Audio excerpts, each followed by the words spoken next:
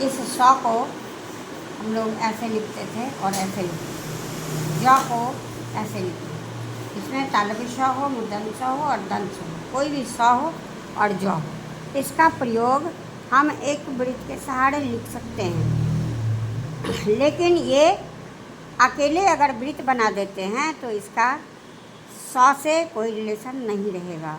ये जब किसी लेटर के साथ ज्वाइन करेंगे तब इसको हम स पढ़ सकते हैं। तो ये खड़ी रेखा और पड़ी रेखा दोनों है। खड़ी रेखा में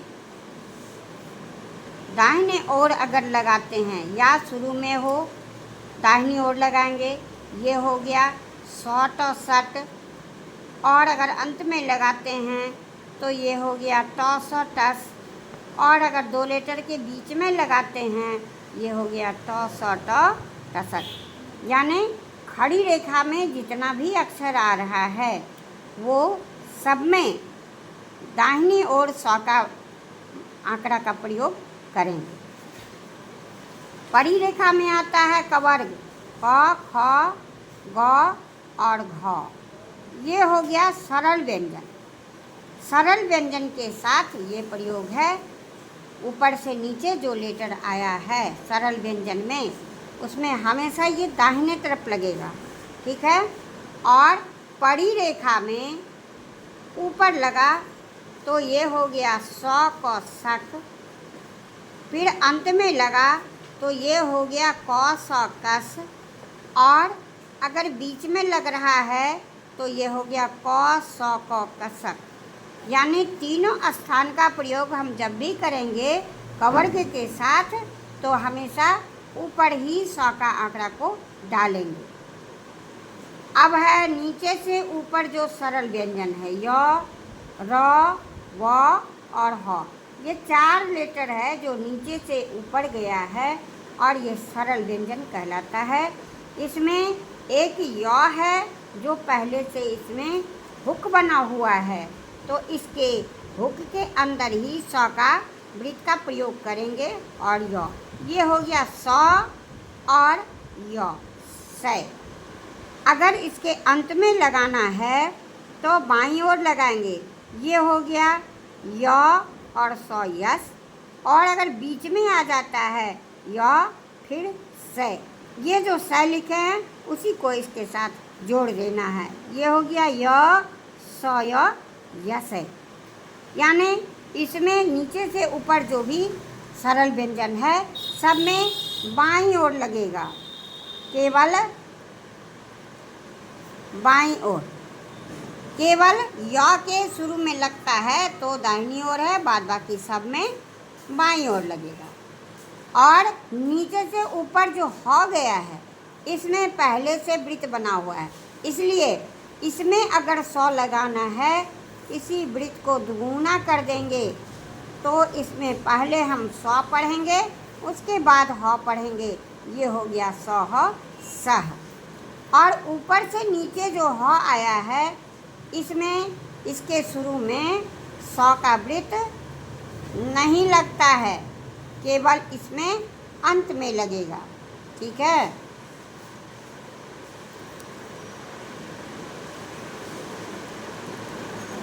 अब बच गया वक्र व्यंजन। ये सारा हो गया सरल व्यंजन। अब है वक्र व्यंजन जिसको कर्व स्टॉप बोलते हैं। तो ये वक्र व्यंजन में तिरछा टेढ़ा जो भी लेटर है, तवर्ग है, त थ द ध, फिर न है, म है, र है, ल है, स है, ये सारा लेटर वक्र व्यंजन में आता है।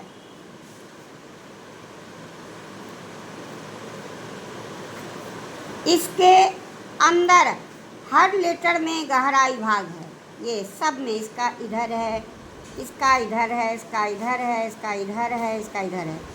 तो कोई भी आंकड़ा का प्रयोग हम वक्र व्यंजन के साथ अगर करते हैं तो उसके अंदर लगता है। जैसे कि ये घुमा दिए, इसके अंदर लग गया, ये हो गया स त सत। अगर लिखना है हमको त स तस तो ये लिखे त और इसके अंदर घुमा दिए स, ये हो गया त स तस।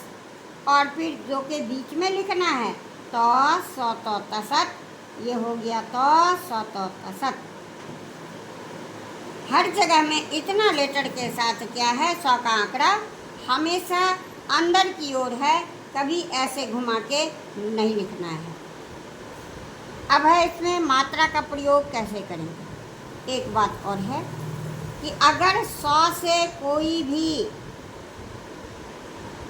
शब्द आ रहा है स्टार्टिंग में, तो हम सर्किल का प्रयोग करेंगे, यानी ये 100 वृत्त का प्रयोग करेंगे।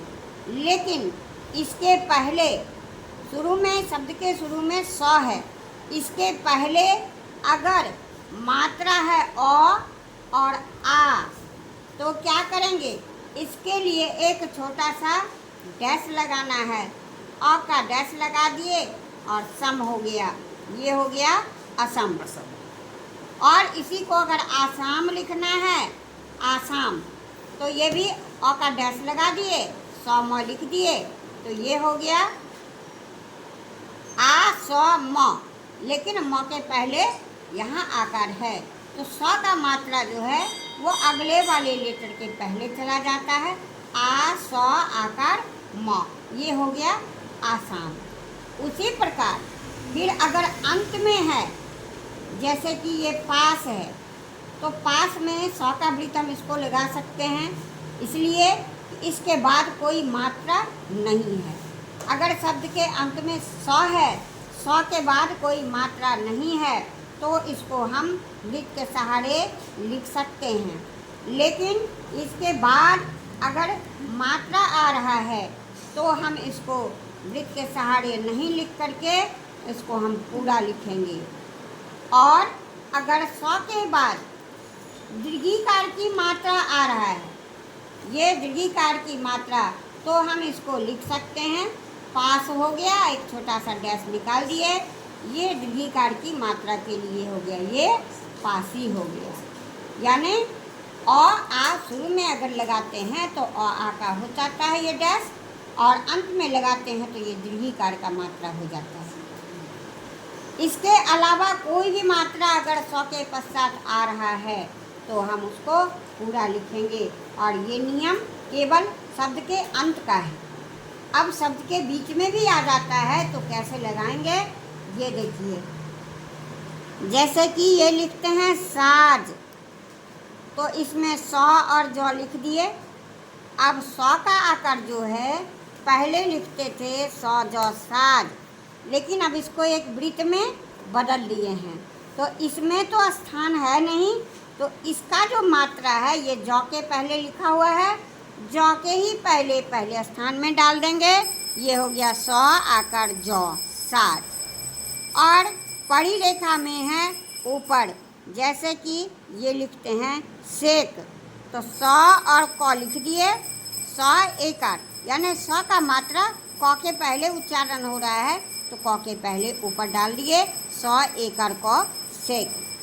यानी खड़ी रेखा में अगर आ रहा है 100 के साथ लेटर और उसके बाद 100 पर ही कोई मात्रा है, तो अगर यहाँ 100 लगा हुआ है, तो इस तरफ में अगर बाएं साइड में डालेंगे मात्रा, चाहे पहला स्थान, दूसरा स्थान, तीसरा स्थान, कोई भी मात्रा हो, अगर 100 लगा हुआ है, उसके बाद लेटर है, लेटर के पहले अगर मात्रा है, तो ये समझेंगे कि ये 100 का मात्रा है, यानी 100 पढ़ने के बाद इसको पढ़ेंगे। और अगर दाहिनी ओर है, तो 100 टॉप पढ़ने के बाद तब इस मात्रा को पढ़ेंगे।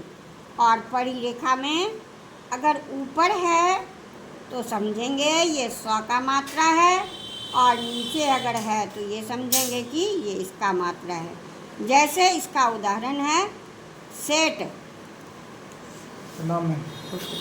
तो ये 100 एका ट, यानी 100 एका ट हो गया।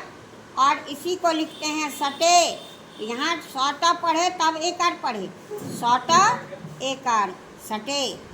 उसी तरह से इसका है, अगर लिखते हैं सेक, तो ये लिख दिए 100 एकार और क सेक।